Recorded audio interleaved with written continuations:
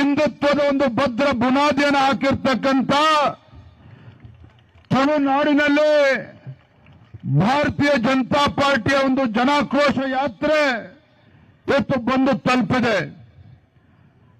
ಜನಾಕ್ರೋಶ ಯಾತ್ರೆಯಲ್ಲಿ ಈ ಒಂದು ವೇದಿಕೆ ಮೇಲೆ ಜಿಲ್ಲೆಯ ಅಧ್ಯಕ್ಷ ಇರ್ತಕ್ಕಂಥ ಸತೀಶ್ ಕುಂಪಾಲ ಅವರು, ಸಂಸದರಾಗಿರ್ತಕ್ಕಂಥ ಬ್ರಿಜೇಶ್ ಚೌಟ ಅವರು, ಎಲ್ಲ ನಮ್ಮ ಶಾಸಕರು, ವಿಧಾನ ಪರಿಷತ್ ಸದಸ್ಯರು, ಪಕ್ಷದ ಹಿರಿಯ ಮುಖಂಡರು, ಮಾಜಿ ಮುಖ್ಯಮಂತ್ರಿಗಳಾಗಿರ್ತಕ್ಕಂಥ ಗೌರವಾನ್ವಿತ ಸದಾನಂದ ಗೌಡ ಅವರು, ಶ್ರೀರಾಮುಲು ಅವರು, ಎಲ್ಲ ಪಕ್ಷದ ಹಿರಿಯ ಮುಖಂಡರು ಇವತ್ತು ಈ ಒಂದು ಜನಾಕ್ರೋಶದ ಯಾತ್ರೆ ನೇತೃತ್ವವನ್ನು ವಹಿಸಿಕೊಂಡಿದ್ದಾರೆ. ನಾನು ಕೆಲವು ವಿಚಾರಗಳನ್ನ ಮಾತನಾಡುವ ಮುಂಚಿತವಾಗಿ ಒಂದು ವಿಚಾರವನ್ನ, ಒಂದು ಸಂದೇಶವನ್ನ ತುಳುನಾಡಿನಿಂದ ಈ ರಾಜ್ಯದ ಮುಖ್ಯಮಂತ್ರಿಗಳಿಗೆ ನಾನು ಹೇಳಲಿಕ್ಕೆ ಇಚ್ಛೆ ಪಡ್ತೇನೆ. ಸನ್ಮಾನ್ಯ ಮುಖ್ಯಮಂತ್ರಿಗಳೇ, ನಮ್ಮ ಈ ಜನಾಕ್ರೋಶ ಯಾತ್ರೆಯನ್ನ ಮಂಗಳೂರಿನಲ್ಲಿ 83 ವಯಸ್ಸಿನ ವತ್ಸಲ ಕಾಮತ್ ಅವರು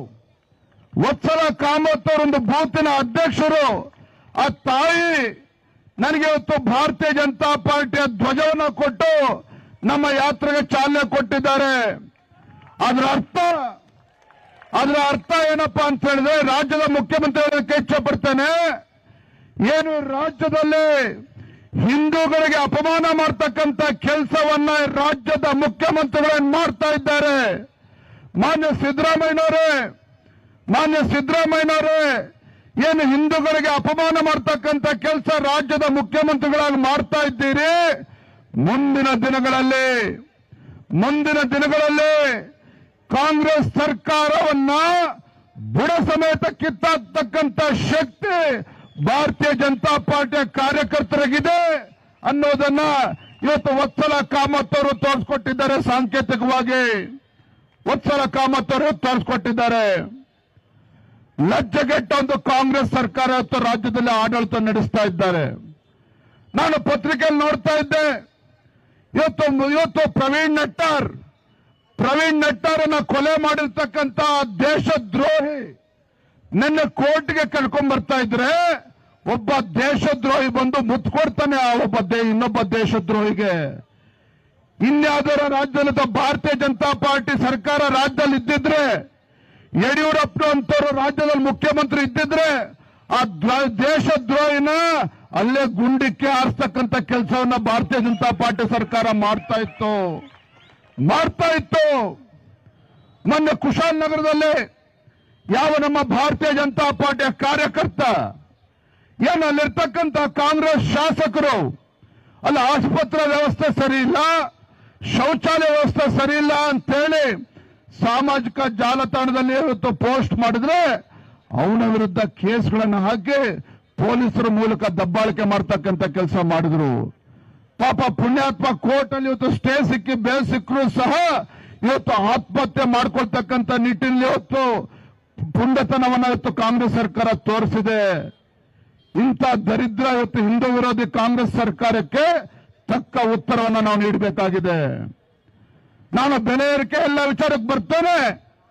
ಇವತ್ತು ಪ್ರಮುಖವಾಗಿರ್ತಕ್ಕಂಥ ಅಂಶ ಏನು, ಮುಖ್ಯಮಂತ್ರಿಗಳು ಸಿದ್ದರಾಮಯ್ಯನವರು ಮೊನ್ನೆ ಬಜೆಟ್ ನಲ್ಲಿ ಈ ರಾಜ್ಯದಲ್ಲಿರ್ತಕ್ಕಂಥ ಮುಸಲ್ಮಾನರಿಗೆ ಸರ್ಕಾರಿ ಕಾಮಗಾರಿಗಳಲ್ಲಿ 4% ರಿಸರ್ವೇಶನ್ ಅನ್ನು ಕೊಟ್ಟಿದ್ದಾರೆ. ಯಾಕೆ ಹಿಂದೂಗಳು ಬದುಕಿಲ್ವಾಗದ ಸಿದ್ದರಾಮಯ್ಯನವರೇ? ಇವತ್ತು ಮುಸಲ್ಮಾನ್ ಹೆಣ್ಮಕ್ಳಿಗೆ ಆತ್ಮರಕ್ಷಣೆಗೋಸ್ಕರ 100 ಕೋಟಿ ರೂಪಾಯಿನ ಕೊಡ್ತಕ್ಕಂಥ ಕೆಲಸ ಸಿದ್ದರಾಮಯ್ಯನವರು ಮಾಡ್ತಾ ಇದ್ದಾರೆ. ನಾಚಿಕೆ ಆಗಬೇಕಿತ್ತು ರಾಜ್ಯದ ಮುಖ್ಯಮಂತ್ರಿಗಳಿಗೆ, ಕಾಂಗ್ರೆಸ್ ಸರ್ಕಾರಕ್ಕೆ. ಇವತ್ತು ನಮ್ಮ ರಾಜ್ಯದಲ್ಲಿ ಲವ್ ಜಿಹಾದ್ಗೆ ಬಲಿ ಆಗ್ತಾ ಇರ್ತಕ್ಕಂಥವ್ರು ಹಿಂದೂ ಮಹಿಳೆಯರು, ಹಿಂದೂ ಹುಡುಗಿಯರು ಇವತ್ತು ಲವ್ ಜಿಹಾದ್ಗೆ ಇವತ್ತು ಬಲಿ ಆಗ್ತಾ ಇರ್ತಕ್ಕಂಥದ್ದು. ಇವತ್ತು ಅವರ ಆತ್ಮರಕ್ಷಣೆಗೆ ಹಣ ಕೊಟ್ಟು ಇವತ್ತು ಕೊಡೋದು ಬದಲು ಮುಸಲ್ಮಾನ್ ಹೆಣ್ಮಕ್ಳು ಕೊಡ್ತಾರಂತೆ. ಮುಸಲ್ಮಾನರು ಯುವಕ ಯುವತಿಯರು ಹೊರದೇಶಕ್ಕೆ ಉನ್ನತ ಶಿಕ್ಷಣಕ್ಕೆ ಹೋಗ್ಬೇಕು ಅಂತ ಹೇಳಿದ್ರೆ 20 ಲಕ್ಷದಿಂದ 30 ಲಕ್ಷ ರೂಪಾಯಿ ಕೊಡ್ತೇವೆ ಅಂತೇಳಿ ಸಿದ್ದರಾಮಯ್ಯ ಇವತ್ತು ಘೋಷಣೆ ಮಾಡಿದ್ದಾರೆ. ಇಂಥ ಒಂದು ಹಿಂದೂ ವಿರೋಧಿ ಕಾಂಗ್ರೆಸ್ ಸರ್ಕಾರವನ್ನ ಬುಡ ಸಮೇತ ಕಿತ್ತಾಕ್ತಕ್ಕಂಥ ಶಕ್ತಿ ಭಾರತೀಯ ಜನತಾ ಪಾರ್ಟಿಯ ಕಾರ್ಯಕರ್ತರಿಗಿದೆ. ಅದನ್ನ ನಾನು ಮಂಗಳೂರಿನಲ್ಲಿ ತುಳುನಾಡಿನಿಂದ ರಾಜ್ಯದ ಮುಖ್ಯಮಂತ್ರಿ ಎಚ್ಚರಿಕೆ ಕೊಡೋದಕ್ಕೆ ಇಚ್ಛೆ ಪಡ್ತೇನೆ. ಏನು ಬೆಲೆ ಏರಿಕೆ, ಈ ಪುಣ್ಯಾತ್ಮ ರಾಜ್ಯದ ಮುಖ್ಯಮಂತ್ರಿಗಳಾದ್ಮೇಲೆ 50ಕ್ಕೂ ಹೆಚ್ಚು ವಸ್ತುಗಳ ಮೇಲೆ ಬೆಲೆ ಏರಿಕೆ ಆಗಿದೆ. ಆ ಬಡವರ ಮನೆಯಲ್ಲಿ 1 ಲೀಟರ್ ಹಾಲು ತೆಗೆದುಕೊಂಡು ಬಂದು ಪಾಪ ಮಕ್ಕಳಿಗೆ ಒಂದು ಪೌಷ್ಟಿಕ ಆಹಾರ ಕೊಡಬೇಕು ಅಂತ ಹೇಳಿದ್ರೆ 9 ರೂಪಾಯಿ ಜಾಸ್ತಿ ಮಾಡಿದ್ದಾರೆ ಇವತ್ತು ಇಲ್ಲಿವರೆಗೂ ಕೂಡ. ಪೆಟ್ರೋಲ್ ಡೀಸೆಲ್ ಸಿದ್ದರಾಮಯ್ಯನವ್ರ ಸರ್ಕಾರ ಬಂದ ಮೇಲೆ ಇವತ್ತು 7.5 ರೂಪಾಯಿ ಇವತ್ತು ಜಾಸ್ತಿ ಮಾಡಿರ್ತಕ್ಕಂಥದ್ದು. ಇಂಥ ಜನವಿರೋಧಿ ಸರ್ಕಾರ ಇದೆ. ಮಾತೆತ್ತಿರ ಕೇಂದ್ರ ಸರ್ಕಾರವನ್ನು ದೂರ್ತಾರೆ. ನರೇಂದ್ರ ಮೋದಿಜಿಯವರನ್ನ ಟೀಕೆ ಮಾಡ್ತಾರೆ.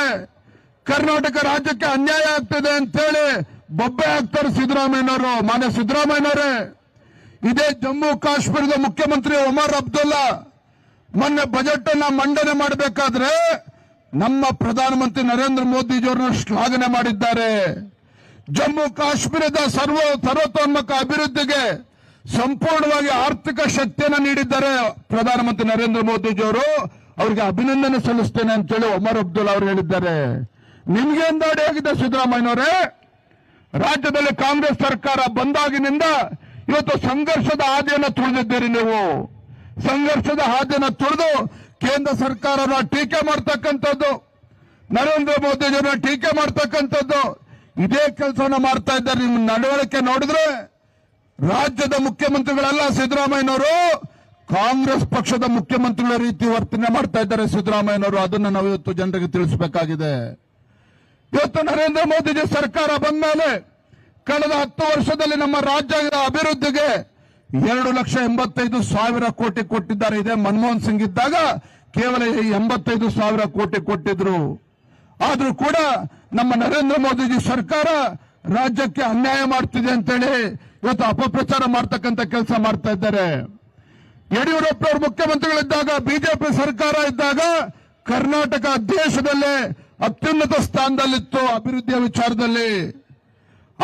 ವಿಚಾರದಲ್ಲಿ ಕರ್ನಾಟಕ ಗುಜರಾತ್ ನಂತರದಲ್ಲಿ ದೇಶದಲ್ಲಿ 2ನೇ ಸ್ಥಾನದಲ್ಲಿತ್ತು ಸಿದ್ದರಾಮಯ್ಯನವರೇ. ನಿಮ್ಮ ಸರ್ಕಾರ ಕಾಂಗ್ರೆಸ್ ಸರ್ಕಾರ ಬಂದ ಮೇಲೆ ರಾಜ್ಯದ ಪರಿಸ್ಥಿತಿ ಏನಾಗಿದೆ ಅಂತ ಹೇಳಿದ್ರೆ ಭ್ರಷ್ಟಾಚಾರದಲ್ಲಿ ಕರ್ನಾಟಕ ನಂಬರ್ 1 ಸ್ಥಾನ ಗಳಿಸಿದೆ. ಇದು ನಾನು ಹೇಳ್ತಿಲ್ಲ ಸಿದ್ದರಾಮಯ್ಯನವರೇ, ನಿಮ್ಮ ಆರ್ಥಿಕ ಸಲಹೆಗಾರರಾಗಿರ್ತಕ್ಕಂಥ ಬಸವರಾಜ ರೆಡ್ಡಿ ಹೇಳಿರ್ತಕ್ಕಂಥದ್ದು, ನಾನು ಹೇಳ್ತಾ ಇಲ್ಲ. ಕರ್ನಾಟಕ ಭ್ರಷ್ಟಾಚಾರದಲ್ಲಿ ನಂಬರ್ 1 ಸ್ಥಾನ ಬಂದಿದೆ ಅಂತ ಹೇಳಿ ನಿಮ್ಮ ಆರ್ಥಿಕ ಸಲಹೆಗಾರ ಬಸವರಾಜ ರೆಡ್ಡಿ ಹೇಳ್ತಾ ಇರ್ತಕ್ಕಂಥದ್ದು. ಇದು ರಾಜ್ಯದ ಪರಿಸ್ಥಿತಿ. ಇವತ್ತು ಪರಿಷ್ಠ ಜಾತಿ ಪರಿಷ್ಠ ಪಂಗಡಕ್ಕೆ ಮೀಸಲಿಟ್ಟಿರ್ತಕ್ಕಂಥ ಅಭಿವೃದ್ಧಿ ಹಣ ಯಾವ ಹಣ ಪರಿಷ್ಠ ಜಾತಿ ಪರಿಷ್ಠ ಪಂಗಡಗಳ ಶೈಕ್ಷಣಿಕ ಸಾಮಾಜಿಕ ಉದ್ಧಾರಕ್ಕೋಸ್ಕರ ಹಣವನ್ನು ಬಳಸಬೇಕಾಗಿತ್ತು. ಆ ಹಣವನ್ನು ದುರ್ಬಳಕೆ ಮಾಡಿಕೊಂಡು ವಾಲ್ಮೀಕಿ ಅಭಿವೃದ್ಧಿ ನಿಗಮದ ಹಗರಣದಲ್ಲಿ 100 ಕೋಟಿ ತೆಲಂಗಾಣಕ್ಕೆ ಇವತ್ತು ಟ್ರಾನ್ಸ್ಫರ್ ಮಾಡಿ ಲೂಟಿ ಮಾಡ್ತಕ್ಕಂಥ ಕೆಲಸ ಮಾಡಿದ್ದಾರೆ. ಭಾರತೀಯ ಜನತಾ ಪಾರ್ಟಿ ಅವರು ಹೇಳಿದ್ವಿ, ಯಾವುದೇ ಕಾರಣಕ್ಕೂ ಕಾಂಗ್ರೆಸ್ ಪಕ್ಷದವರ ನಂಬೇಡಿ. ರಾಜ್ಯದಲ್ಲಿ ಅಧಿಕಾರಕ್ಕೆ ಬಂದ್ರೆ ಕಾಂಗ್ರೆಸ್ ಹೈಕಮಾಂಡ್ಗೆ ಎಟಿಎಂ ಆಗಿ ಪರಿವರ್ತನೆ ಮಾಡ್ತಾರೆ ಕರ್ನಾಟಕವನ್ನ. ಇಂಥ ಮೋಸಗಾರರನ್ನ ನಂಬೇಡಿ ಅಂತ ಹೇಳಿದ್ವಿ. ಆದ್ರೂ ಕೂಡ ಜನರು ಮರಳಾದ್ರು. ಅವರ ಯೋಜನೆಗಳ ಬಗ್ಗೆ ಮರಳಾದ್ರು. ಇವತ್ತು ಎಂತ ಪರಿಸ್ಥಿತಿ ಬಂದಿದೆ ಅಂತ ಹೇಳಿದ್ರೆ, ಪಾಪ ರೈತ ತನ್ನ ಹೊಲಕ್ಕೆ ವಿದ್ಯುತ್ ಸಂಪರ್ಕ ತೆಗೆದುಕೊಳ್ಬೇಕು, ಟ್ರಾನ್ಸ್ಫಾರ್ಮರ್ ಹಾಕೋಬೇಕು ಅಂತ ಹೇಳಿದ್ರೆ ಯಡಿಯೂರಪ್ಪನವರು ಬಿಜೆಪಿ ಸರ್ಕಾರ ಇದ್ದಾಗ 25,000 ರೂಪಾಯಿ ಕಟ್ಟಿದ್ರೆ ಸಾಕಾಗ್ತಾ ಇತ್ತು. ಇವತ್ತು ಅದೇ ರೈತ ಟ್ರಾನ್ಸ್ಫಾರ್ಮರ್ ಹಾಕಿ ವಿದ್ಯುತ್ ಸಂಪರ್ಕ ತೆಗೆದುಕೊಳ್ಬೇಕು ಅಂತ ಹೇಳಿದ್ರೆ 2.5 ರಿಂದ 3 ಲಕ್ಷ ರೂಪಾಯಿ ಕೊಡಬೇಕಾಗುತ್ತೆ. 2.5 ರಿಂದ 3 ಲಕ್ಷ ರೂಪಾಯಿ. ಇವತ್ತು ಶಕ್ತಿ ಯೋಜನೆ ಅಂತ ಹೇಳ್ತಾರೆ, ಇವತ್ತು ಮಹಿಳೆಯರಿಗೆ ಉಚಿತ ಬಸ್ ಅಂತ ಹೇಳ್ತಾರೆ. ಗ್ರಾಮೀಣ ಭಾಗದಲ್ಲಿ ಪಾಪ ನಮ್ಮ ಬಡ ಮಕ್ಕಳು ಶಾಲಾ ಕಾಲೇಜಿಗೆ ಹೋಗ್ತಕ್ಕಂಥ ಬಡ ಮಕ್ಕಳಿಗೆ ಬಸ್ಸಿನ ವ್ಯವಸ್ಥೆ ಇಲ್ಲ. ಸಾವಿರಾರು ಬಸ್ಗಳು ನಿಲ್ಲಿಸ್ತಕ್ಕಂಥ ಕೆಲಸ ಮಾಡಿದ್ದಾರೆ. ಇದ್ರ ಮಧ್ಯೆ ಡೀಸೆಲ್ ರೇಟ್ ಬೇರೆ ಜಾಸ್ತಿ ಮಾಡಿ ಹೆಚ್ಚು ಹಣವನ್ನು ಕೊಟ್ಟು ಇವತ್ತು ಬಸ್ಗಳಿಗೋಸ್ಕರ ಪರದಾಡ್ತಾ ಇದ್ದಾರೆ ಗ್ರಾಮೀಣ ಭಾಗದಲ್ಲಿ. ಇವತ್ತು ಡೀಸೆಲ್ ದರ ಜಾಸ್ತಿ ಮಾಡಿರುವ ಪರಿಣಾಮವಾಗಿ ರೈತ ತನ್ನ ಟ್ರ್ಯಾಕ್ಟರ್ ಇರ್ಬೋದು, ಟಿಲ್ಲರ್ ಇರ್ಬೋದು, ಪಂಪ್ ಸೆಟ್ಗಳಿಗೆ ಡೀಸೆಲ್ ಉಪಯೋಗಿಸ್ತಕ್ಕಂಥದ್ದು ದುಬಾರಿ ಆಗಿದೆ. ಇವತ್ತು ಆಸ್ಪತ್ರೆಗೆ ಹೋದ್ರೆ ಬಡವ ಸರ್ಕಾರಿ ಆಸ್ಪತ್ರೆಯಲ್ಲಿ ಅಲ್ಲೂ ಕೂಡ 3 ಪಟ್ಟು 4 ಪಟ್ಟು ಇವತ್ತು ಹಣ ಜಾಸ್ತಿ ಆಗಿರ್ತಕ್ಕಂಥದ್ದು. ಒಟ್ಟಾರೆಯಾಗಿ ನಮ್ಮ ಕರ್ನಾಟಕ ರಾಜ್ಯದಲ್ಲಿ ಇದು ಜನವಿರೋಧಿ ಕಾಂಗ್ರೆಸ್ ಸರ್ಕಾರ. ಬಡವರ ವಿರೋಧಿ ಕಾಂಗ್ರೆಸ್ ಸರ್ಕಾರ ಇವತ್ತು ರಾಜ್ಯದಲ್ಲಿರ್ತಕ್ಕಂಥದ್ದು. ನಮ್ಮ ರಾಜ್ಯದಲ್ಲಿರ್ತಕ್ಕಂಥದ್ದು ರೈತ ವಿರೋಧಿ ಕಾಂಗ್ರೆಸ್ ಸರ್ಕಾರ. ನಾನಿವತ್ತು ಈ ವೇದಿಕೆ ಮೂಲಕ ರಾಜ್ಯದ ಮುಖ್ಯಮಂತ್ರಿ ಕೇಳಕ್ಕೆ ಇಷ್ಟಪಡ್ತಾನೆ, ಎಷ್ಟು ಬಾರಿ ಮಂಗಳೂರಿಗೆ ಭೇಟಿ ಕೊಟ್ಟಿದ್ದೀರಿ ಮುಖ್ಯಮಂತ್ರಿಗಳಾದ್ಮೇಲೆ 20 ತಿಂಗಳಲ್ಲಿ? ಎಷ್ಟು ಅನುದಾನವನ್ನು ಕೊಟ್ಟಿದ್ರಿ? ಹಿಂದೆ ಯಡಿಯೂರಪ್ಪನವರು ಮುಖ್ಯಮಂತ್ರಿ ಇದ್ದಾಗ, ಬಿಜೆಪಿ ಸರ್ಕಾರ ಇದ್ದಾಗ, ಕೇಂದ್ರ ಮತ್ತು ನಮ್ಮ ರಾಜ್ಯ ಸರ್ಕಾರ ಎರಡೂ ಸರ್ಕಾರಗಳು ಸೇರಿ ಇದೇ ದಕ್ಷಿಣ ಕನ್ನಡದ ಸುಳ್ಯಗೆ 3,500 ಕೋಟಿ ಅನುದಾನ ಕೊಟ್ಟಿದ್ದಾರೆ ಬಿಜೆಪಿ ಸರ್ಕಾರ. ಇದೇ ಪುತ್ತೂರಿಗೆ 1,800 ಕೋಟಿ ರೂಪಾಯಿಗಳನ್ನ ಅನುದಾನವನ್ನ ಬಿಜೆಪಿ ಕೇಂದ್ರ ಮತ್ತು ರಾಜ್ಯ ಸರ್ಕಾರ ಕೊಟ್ಟಿದೆ. ಇದೇ ಬೆಳ್ತಂಗಡಿ ವಿಧಾನಸಭಾ ಕ್ಷೇತ್ರಕ್ಕೆ 3,500 ಕೋಟಿ ರೂಪಾಯಿ ಕೊಟ್ಟಿದ್ದಾರೆ ಅನುದಾನ. ಮೂಡುಬಿದ್ರೆಗೆ 2,600 ಕೋಟಿ, ಮಂಗಳೂರು ದಕ್ಷಿಣಕ್ಕೆ ಇವತ್ತು 3,000 ಕೋಟಿ, ಉತ್ತರಕ್ಕೆ ಇವತ್ತು 2,500 ಕೋಟಿ, ಒಟ್ಟಾರೆಯಾಗಿ 19,500 ಕೋಟಿ ರೂಪಾಯಿ ಅನುದಾನವನ್ನ ರಾಜ್ಯದ ಭಾರತೀಯ ಜನತಾ ಪಾರ್ಟಿ ಸರ್ಕಾರ ಮತ್ತು ಕೇಂದ್ರ ನರೇಂದ್ರ ಮೋದಿ ನೇತೃತ್ವ ಸರ್ಕಾರ ದಕ್ಷಿಣ ಕನ್ನಡ ಅಭಿವೃದ್ಧಿಗೋಸ್ಕರ ಕೊಟ್ಟಿದ್ದಾರೆ. ಇವತ್ತು ಸವಾಲಾಗ್ತಾನೆ ಮುಖ್ಯಮಂತ್ರಿ ಸಿದ್ದರಾಮಯ್ಯನವರಿಗೆ, ಯಾಕೆ ದಕ್ಷಿಣ ಕನ್ನಡ ಮತ್ತು ಕರ್ನಾಟಕ ರಾಜ್ಯದಲ್ಲಿ ಇಲ್ವಾ? ಹಾಗಾದ್ರೆ ಯಾತಕ್ಕೋಸ್ಕರ ನೀವು ಅಭಿವೃದ್ಧಿಗೋಸ್ಕರ ಹಣ ಕೊಡ್ತಾ ಇಲ್ಲ? ದಕ್ಷಿಣ ಕನ್ನಡಕ್ಕೆ ಯಾತಕ್ಕೋಸ್ಕರ ಕೊಡ್ತಾ ಇಲ್ಲ? ಇವತ್ತು ಆ ಪುಣ್ಯಾತ್ಮ ಸ್ಪೀಕರ್ ಅವರು ನಮ್ಮ ಮುಖಂಡರು ಮಾತಾಡಕ್ಕೆ ಮರ್ತರು. ಇವತ್ತು ಸಮಯದ ಅವಕಾಶ ಅಭಾವ ಇರೋದ್ರಿಂದ ಯಾವ ವಿಧಾನಸಭಾ ಅಧಿವೇಶನದಲ್ಲಿ ನಮ್ಮ ಶಾಸಕರು ಈ ದರಿದ್ರ ಕಾಂಗ್ರೆಸ್ ಸರ್ಕಾರ 4% ಸರ್ಕಾರಿ ಕಾಮಗಾರಿಗಳಲ್ಲಿ 4% ಕೊಟ್ಟಿರ್ತಕ್ಕಂಥ ವಿಚಾರವನ್ನು ಇಟ್ಕೊಂಡು ಮುಸಲ್ಮಾನರ ಓಲೈಕೆ ರಾಜಕಾರಣದ ವಿರುದ್ಧವಾಗಿ ಇತರ ವಿಚಾರಗಳನ್ನ ಇಟ್ಕೊಂಡು ಸದನದಲ್ಲಿ ಹೋರಾಟ ಮಾಡಿದ್ರೆ 6 ತಿಂಗಳುಗಳ ಕಾಲ ಇವತ್ತು ಕಾನೂನು ಬಾಹಿರವಾಗಿ ನಮ್ಮ ಶಾಸಕರನ್ನ ಅಮಾನತು ಮಾಡಿದ್ದಾರೆ, ಹೊರಗಡೆ ಓಡಿಸ್ತಕ್ಕಂಥ ಕೆಲಸ ಮಾಡಿದ್ದಾರೆ. ಇಂಥ ಜನವಿರೋಧಿ ಸರ್ಕಾರ ಇವತ್ತು ರಾಜ್ಯದಲ್ಲಿರ್ತಕ್ಕಂಥದ್ದು. ಆತ್ಮೀಯ ಕಾರ್ಯಕರ್ತ ಬಂಧುಗಳೇ, ಭಾರತೀಯ ಜನತಾ ಪಾರ್ಟಿ ಇವತ್ತು ಜನಾಕ್ರೋಶ ಯಾತ್ರೆ ಮಾಡ್ತಾ ಇದ್ದೇವೆ. ಮಾಧ್ಯಮದ ಸ್ನೇಹಿತರು ಕೇಳಿದ್ರು, ಏನ್ ಚುನಾವಣೆ ಹತ್ರ ಬರ್ತಾ ಇದೆ ಅಂತ ಹೇಳಿ. ಚುನಾವಣೆ ಹತ್ರ ಅಲ್ಲ ಸ್ವಾಮಿ, ಇವತ್ತು ರಾಜ್ಯದಲ್ಲಿನ ಕಾಂಗ್ರೆಸ್ ಸರ್ಕಾರ ವಿಧಾನಸಭಾ ಚುನಾವಣೆ ಸಂದರ್ಭದಲ್ಲಿ ಕರ್ನಾಟಕ ರಾಜ್ಯದೊಂದು ಸರ್ವಾಂಗೀಣ ಅಭಿವೃದ್ಧಿ ಮಾಡ್ತೇವೆ ಅಂತ ಹೇಳಿ ಇವತ್ತು ಆ ಸರ್ಕಾರ ಅಧಿಕಾರಕ್ಕೆ ಬಂದ ನಂತರದಲ್ಲಿ ಇವತ್ತು ನರೇಂದ್ರ ಮೋದಿಜಿಯವರು ಪ್ರಧಾನಮಂತ್ರಿ ಕಿಸಾನ್ ಸಮ್ಮಾನ್ ಯೋಜನೆ ಅಡಿಯಲ್ಲಿ 6,000 ರೂಪಾಯಿ ಕೊಡ್ತಾ ಇದ್ರೆ, ಯಡಿಯೂರಪ್ಪ 4,000 ರೂಪಾಯಿ ಕೊಡ್ತಾ ಇದ್ರು. ಅದನ್ನು ಕೂಡ ನಿಲ್ಲಿಸ್ತಕ್ಕಂಥ ಕೆಲಸ ಮಾಡಿದ್ರು. ಭಾಗ್ಯಲಕ್ಷ್ಮಿ ಯೋಜನೆಗೆ ಕಲ್ಲಾಗ್ತಕ್ಕಂಥ ಕೆಲಸ ಇದೆ ಕಾಂಗ್ರೆಸ್ ಸರ್ಕಾರದವರು ಮಾಡಿದ್ದಾರೆ.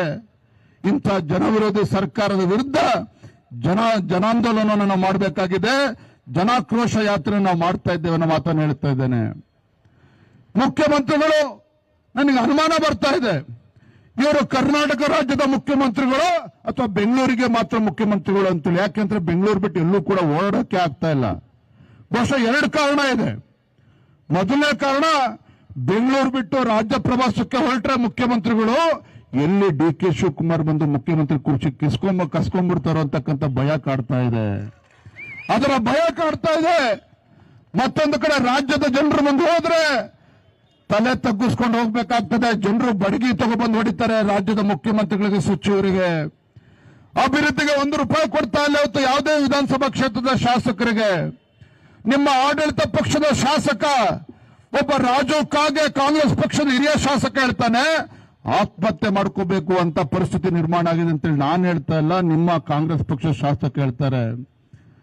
ಮತ್ತೊಬ್ಬ ಶಾಸಕ ಹೇಳ್ತಾರೆ, BR ಪಾಟೀಲ್, ಇವತ್ತು ಗ್ಯಾರಂಟಿಗಳಿಂದ ಅಭಿವೃದ್ಧಿಗೆ ಹಣ ಕೊಡಕ್ ಆಗ್ತಾ ಇಲ್ಲ ಅನ್ನೋ ಮಾತನ್ನು ಅವರೇ ಒಪ್ಕೊಂಡಿದ್ದಾರೆ. RV ದೇಶಪಾಂಡೆ ಹೇಳ್ತಾರೆ, ಇಂಥ ಸರ್ಕಾರ ನನ್ನ ಜೀವನದಲ್ಲಿ ನೋಡಿರಲಿಲ್ಲ, ಶಾಸಕ ಆಗಿ 2 ವರ್ಷ ಆಗ್ತಾ ಬಂದ್ರು ಸಹ ಇವತ್ತು ಅನುದಾನ ಸಿಗ್ತಾ ಇಲ್ಲ ಅಂತೇಳಿ. ಹಾಗಾಗಿ ಇವತ್ತು ಇಂಥ ಜನವಿರೋಧಿ ಅಭಿವೃದ್ಧಿ ಶೂನ್ಯ ಸರ್ಕಾರ, ಹಿಂದೂ ವಿರೋಧಿ ಸರ್ಕಾರವನ್ನ ಕಿತ್ತೊಗಿತಕ್ಕಂಥ ತೀರ್ಮಾನ ಮಾಡಬೇಕು, ಶಪಥ ಮಾಡಬೇಕು.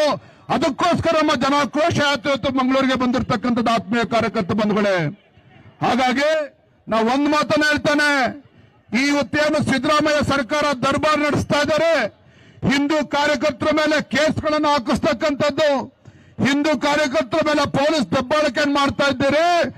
ಬಡ್ಡಿ, ಚಕ್ರ ಬಡ್ಡಿ ಸಮೇತ ಭಾರತೀಯ ಜನತಾ ಪಾರ್ಟಿ ಸರ್ಕಾರ ಬಂದರೆ ಬಡ್ಡಿ ಸಮೇತ ಇವತ್ತು ಸೇಡನ್ನು ತೀರಿಸಿಕೊಳ್ತಕ್ಕಂಥ ಕೆಲಸ ನಾವು ಮಾಡ್ತೇವೆ, ಭಾರತೀಯ ಜನತಾ ಪಾರ್ಟಿ ಸರ್ಕಾರ ಮಾಡ್ತದೆ.